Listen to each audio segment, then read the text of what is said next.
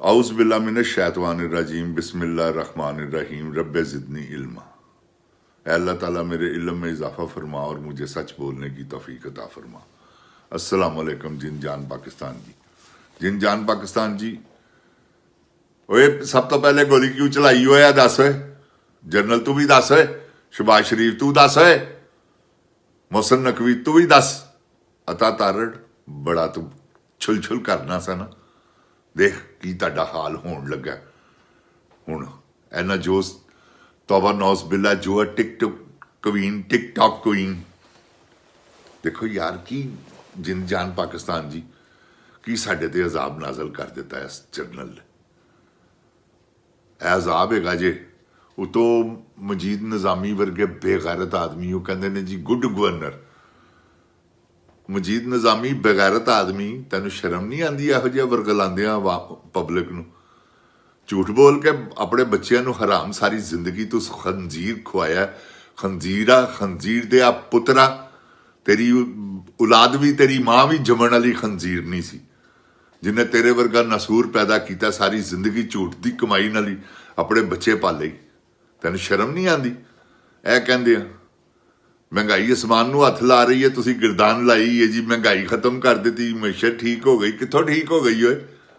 किनू सबक पढ़ाना है, किनू सबक देंदे हो? अवाम सारा कुछ समझती है, उन्होंने पता लग जाएगा जिस दिन आटा 10 रुपए किलो सस्ता होया।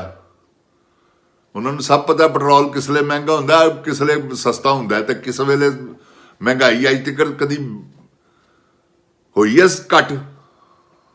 जे अगर 10 की स्पीड न वध रही है तो हुण 7 की स्पीड नाल वध रही है। वो महंगाई च कमी हुई है, ऐ तुसी कहो मजीद निजामी बगैरत साहब तो मान लैने। लानती आदमी हर वेले झूठ बोलता रहना, तेन शर्म नहीं आती? जिन जान पाकिस्तान जी, यहो जे सहाफी ने ना जेड़े जिन्होंने पाकिस्तान नूं बर्बाद किया।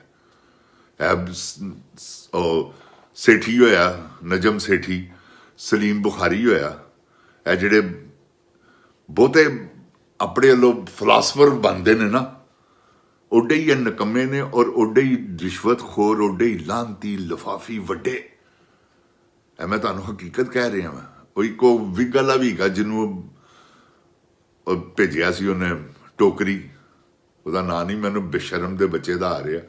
ये सारे बेगैरत लोग ने।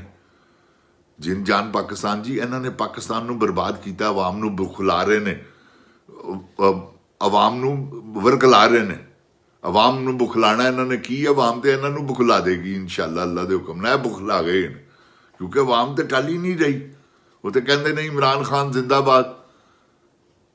इस तो वध की है? कैद अगला कट के बाहर आ रहा, फिर इमरान खान के नारे ला रहे तो इन्होंने शर्म नहीं आ रही। फिर उन्होंने अंदर करन टुरे ने। किनू अंदर किन्नी क वारी अंदर करना ही, किन्ना क करना ही? ऐ ते दस मरियम, बड़ी चलाक है तू, क्योंकि इवल जीनियस है। जीनियस तो है लेकिन शैतानी सोच है तेरी। किस तरह तू लोगों को काबू किया, तसवर भी नहीं सी कदी असीं कीता कि इस तरह दी वीडियो बननगियां जैसियां तू बना ली। क्योंकि तू है तो शैतानी पैरोकार है ना, सारा तेरा सिलसिला ही शैतानी, शैतान तेरा पैरोकार है, तो तू भी ओदी पैरोकार है।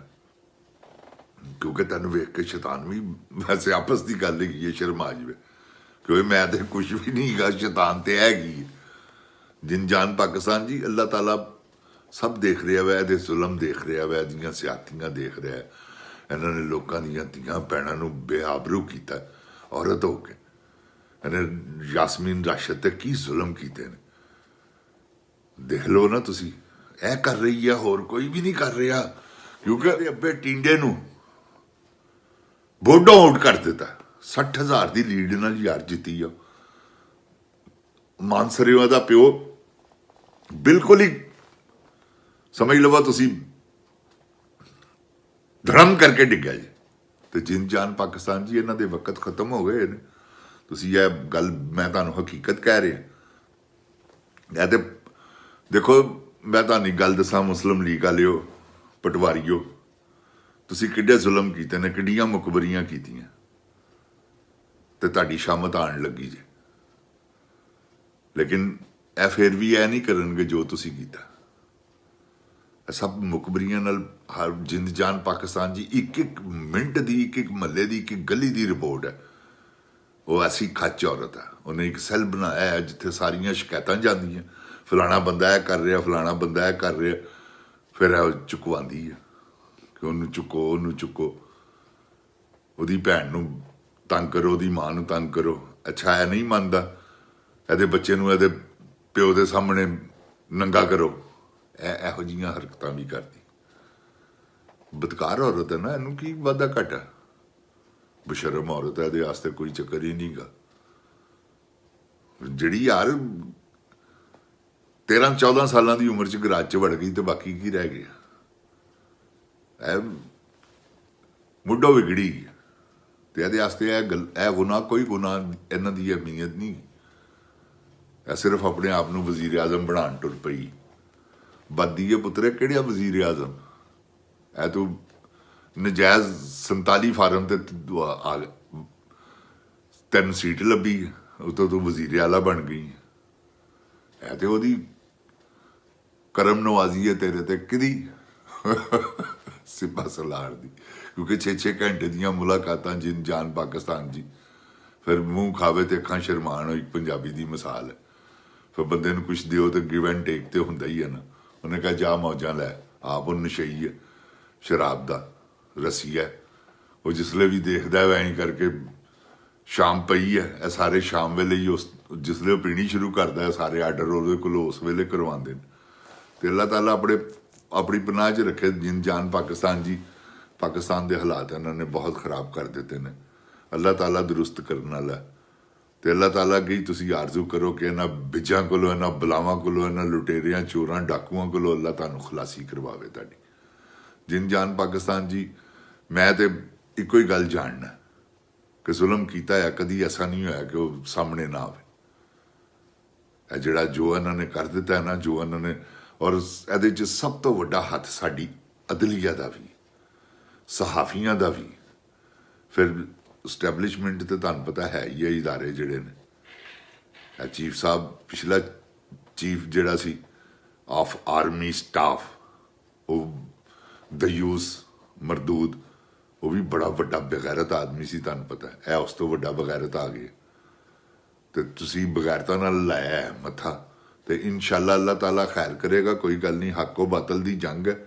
ਜਿੰਨੀਆਂ ਮਰਜ਼ੀ ਚੀਕਾਂ ਮਾਰ ਲੈਣ, ਜਿੱਥੇ ਮਰਜ਼ੀ ਚਲੇ ਜਾਣ, ਅਖੀਰ ਅੱਲਾਹ ਤਾਲਾ ਦੀ ਰਹਿਮਤ ਦੇ ਸਦਕੇ, ਅੱਲਾਹ ਤਾਲਾ ਦੀ ਰਹਿਮਤ ਦੇ ਸਦਕੇ ਇਨਸ਼ਾਅੱਲਾ ਜਿੰਨ ਜਾਨ ਪਾਕਿਸਤਾਨ ਜੀ, ਪਾਕਿਸਤਾਨ ਅੱਲਾਹ ਤਾਲਾ ਦੀ ਮਿਹਰਬਾਨੀ ਨਾਲ, ਅੱਲਾਹ ਤਾਲਾ ਦੀ ਮਿਹਰਬਾਨੀ ਨਾਲ ਪਾਕਿਸਤਾਨ ਆਪਣੇ ਅਰੂਜ ਤੇ ਜਾਏਗਾ। ਜੋ ਮਰਜ਼ੀ ਕਰ ਲੈ, ਇਹਨਾਂ ਨੇ ਜੋ ਪਾਕਿਸਤਾਨ ਨੂੰ ਇਸ ਵੇਲੇ ਜੋ ਕਰਨਾ ਸੀ ਨਾ, ਇਹਨਾਂ ਨੇ ਜਿੰਦ ਜਾਨ ਪਾਕਿਸਤਾਨ ਜੀ ਕਰ ਲਿਆ ਹੈ ਜੀ। ਇਹਨਾਂ ਨੇ ਜਿੰਨਾ ਕੁ ਥੱਲੇ ਲਿਜਾਣਾ ਸੀ ਪਾਕਿਸਤਾਨ ਨੂੰ, ਹੁਣ ਪਾਕਿਸਤਾਨ ਦੇ ਥੱਲੇ ਆਉਣ ਵਾਲਾ ਵਕਤ ਨਹੀਂ, ਕਿਉਂਕਿ ਦੁਨੀਆ ਚੌਕਸ ਹੋ ਗਈ। ਇਨਸ਼ਾਅੱਲਾ ਅੱਲਾਹ ਤਾਲਾ ਖੈਰ ਕਰੇਗਾ। ਜਿੰਨ ਜਾਨ ਪਾਕਿਸਤਾਨ ਜ਼ਿੰਦਾਬਾਦ, ਜਿੰਨ ਜਾਨ ਪਾਕਿਸਤਾਨ ਦੀ ਆਵਾਮ ਜ਼ਿੰਦਾਬਾਦ। अस्सलाम वालेकुम। इमरान खान जिंदाबाद। ओए गोली क्यों चलाई हुआ है? 10